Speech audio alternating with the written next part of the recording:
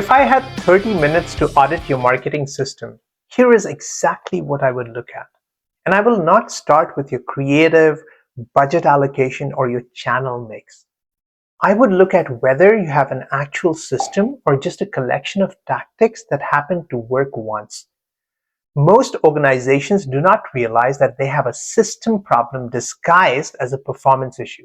They have campaigns, they have channels, tests, but there's no repeatable process that works consistently.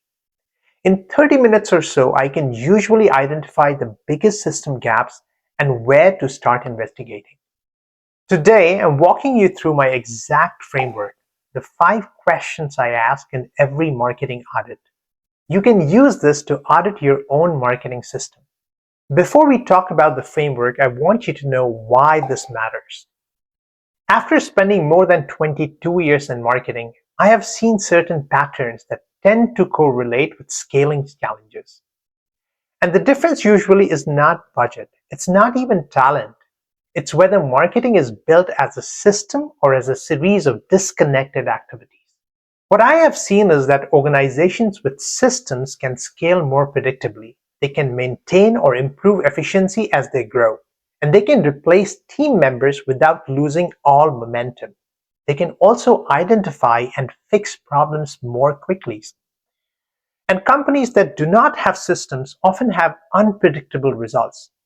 And these organizations often see efficiency degrade as they scale. These companies depend heavily on specific people, and they struggle to diagnose why performance changes. Now, I know when we hear the word system, we paint this picture of something really complicated. But believe me, a system is not complicated. It's just a repeatable, documented process that produces relatively consistent outcomes. And you can diagnose whether you have one by asking these 5 questions. And the audit comes down to these 5 questions, and each question reveals a common gap in marketing systems. Can you map your customer journey? Do you know where it breaks? Is your follow-up consistent? Are you measuring systems or just outcomes? And can your team run it without you in the picture? I will show you what I am looking for, what good looks like, and what typically needs fixing. So the first question that I often ask is, can you show me in detail how a customer typically goes from first awareness to being a paying customer? And I'm not talking about the theoretical funnel of awareness, consideration, or decision. I want to know the actual journey based on your data, step by step. I want to see a visual map that shows me how people typically discover you. I want to see the channels, I want to see the sources, and I want to see what they usually do next.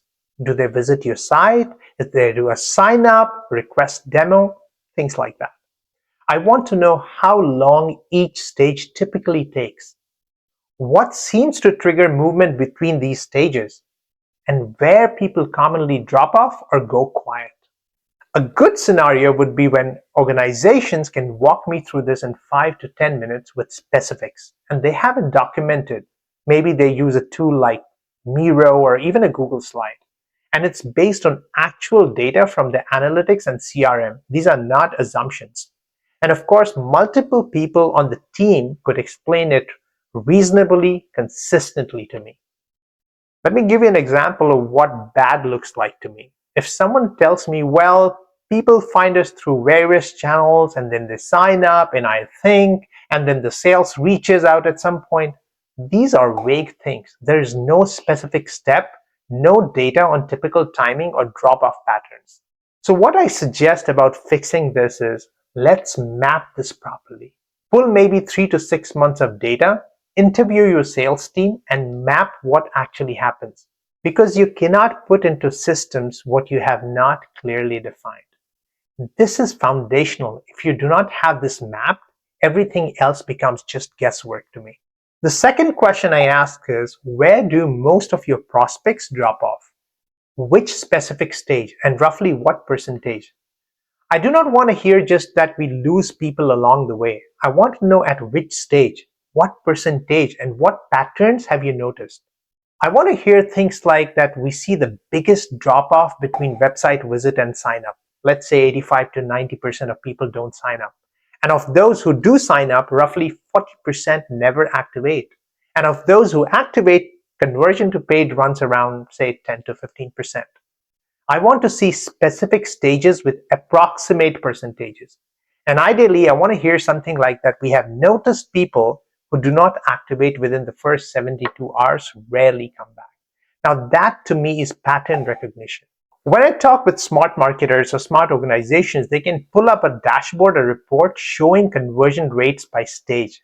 They know where the biggest leak tends to be, and they have thought about why that pattern might exist. Again, on the flip side, if I hear people talking about things like conversion could be better overall, there's no specific stage identified, there's no sense of magnitude, there's no observed patterns, or we do not really track by stage, we mainly look at overall conversion rate, these are not good things to hear. So in that case, what I usually say is, let's instrument this properly. Let's set up stage by stage conversion tracking. Let's gather maybe 30 to 90 days of data depending on your volume and sales cycle length. Because if you do not know where it typically breaks, you might optimize the wrong stage. In most organizations, there are 1 or 2 stages where the majority of prospects drop off. And if you can improve those stages, everything else gets easier. But you have to identify them first with actual data. This is the third question that I ask. When someone enters your funnel, whether they sign up, they request a demo, or they download something, what happens next? And does it happen consistently? What I want to hear is something along the lines. They receive X within Y minutes, and then Z happens 24 hours later. This happens every time, documented in our process. Now, this is consistency, documentation, and it does not depend on someone remembering things. If they can show me the actual sequence or documented process, whether it's automated in a tool like HubSpot or Customer.io, or it's a manual SOP that sales follows consistently, that's really good in my books. The key is consistency. It happens the same way for every prospect. I love when these people track what's working: engagement rates, response times, conversion rates. Again, on the flip side, when they talk things like sale is supposed to reach out within 24 hours, supposed to usually means it's inconsistent, or we send an email, I think marketing sends something. You see the pattern here. They're not really sure about what they're talking about. There's no specific documentation. That means to me it's not systematic yet. In this scenario, I asked them, what happens if your best salesperson goes on vacation for 2 weeks? Does follow-up still happen consistently? And usually the answer reveals the gaps to me. And then I suggest that let's document the process. And if it's a high volume thing, let's consider automating it. And if it's high touch, let's create an SOP that sales follows consistently. The point is not that everything must be automated. What I'm trying to drive here is that follow-up should be consistent and documented, and not dependent on someone's memory or motivation that day. Here's the fourth question. What metrics do you review weekly or monthly? And what decisions do those metrics typically drive? These things reveal to me whether they are managing the system or just watching outcomes. I want to hear metrics like conversion rate by stage, the typical time to convert at each stage. What is the lead response time? What is the sequence engagement rate if you're doing it automated? What is the drop-off rate by stage? And what is the lead velocity? To me, these are system metrics, and they tell you how the process is running. And it's not just like we look at revenue, leads, and CAC. Those are outcome metrics that tell you what happened, but not always why or what to adjust. So what good looks like in this scenario? They review system metrics regularly, usually weekly or bi-weekly, and then they can say something like that. Maybe we noticed our lead response time increased last month. Maybe we saw a conversion decline. We traced it to the capacity issue and addressed it. Now that's managing the system, not just reporting outcomes. Let me show you the other side of it again, the bad side, the flip side, whatever you want to call it. If somebody is talking to me in these terms or this language, that they review revenue every week or month and they track how many leads they got, to me that's outcome tracking, which is necessary but not sufficient. Or maybe if they say to me like they have a dashboard with 30 to 40 metrics on it, Too many metrics usually mean no clarity on what actually matters or what to fix. Now, in this case, I help them identify 8 to 10 core metrics that give visibility into system health. And then we establish if X changes significantly, here is what we need to investigate first. Outcome metrics tell you if you're winning, but system metrics help you understand how to keep winning or what to adjust. You need both, but most organizations heavily skew towards outcomes.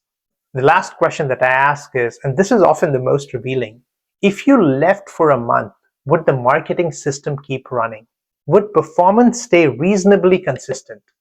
And if they say that yes, the key processes are documented, the sequences run automatically, or there are clear SOPs, the team knows what to do, they would be fine, I love it. In the best scenario, they would have documentation about SOPs, runbooks, and even process docs. The critical processes would not live in one person's head, and new team members can get productive within 4 to 6 weeks with the documentation. And ideally, they have actually tested this. Someone has taken extended time off and things kept running reasonably well. On the flip side, if they say things like, probably not, I mean, the team is capable, but I'm pretty involved in most day-to-day decisions, or maybe a lot of it is in my head, I keep meaning to document it, but I haven't had the time, that's not a system to me. That's a dependency risk. In this scenario, I will suggest then to document the top 3 to 5 processes over the next 30 days. Start with whatever happens most frequently or is most critical. And I encourage them to test. Have someone else run a process using only the documentation and see where the gaps are. Do you know what the real test of a system is? Does it work reasonably well without constant intervention from one specific person? If not, it's not really a system yet. It's just personal expertise that needs to be systematized. So those were the 5 questions, and here is how you actually use this framework. First, go through each question honestly for your business. Grade them based on the current reality, not on the intent or what you're planning to build. Next, identify your biggest gap. In my experience, it's usually the first question or the second question. Either the journey is not clearly mapped or you do not know specifically where it breaks down. The next step is to address those gaps first. Do not try to fix all the things together. If the journey is not mapped, invest time this month to document it with data. If you do not know where it breaks, set up proper tracking and gather data for 30 to 90 days. And if the follow-up is inconsistent, document or automate your highest volume entry point first. The next step is to revisit this quarterly. Systems are not done. They need ongoing refinement as your business evolves. The companies that scale efficiently tend to build these systems early and iterate on them regularly. And the organizations that struggle often stay in perpetual tactic mode. They run campaigns, they test things, and they react to results. This framework that I talked about helps you shift from reactive tactics to systematic process. That's how I would audit your marketing system in 30 minutes. 5 diagnostic questions, and each one typically reveals specific gaps. And once you know where the gaps are, you know where to focus your efforts. Now, these 5 questions do not cover everything. Data quality, tool integration, market fit, all these things matter. But in my experience, these are where most systems problems show up. If you want a structured template to run this audit on your own business, I have created one for you. It walks you through each question with specific things to look for and helps you prioritize what to address first. Link is in the description and it's free.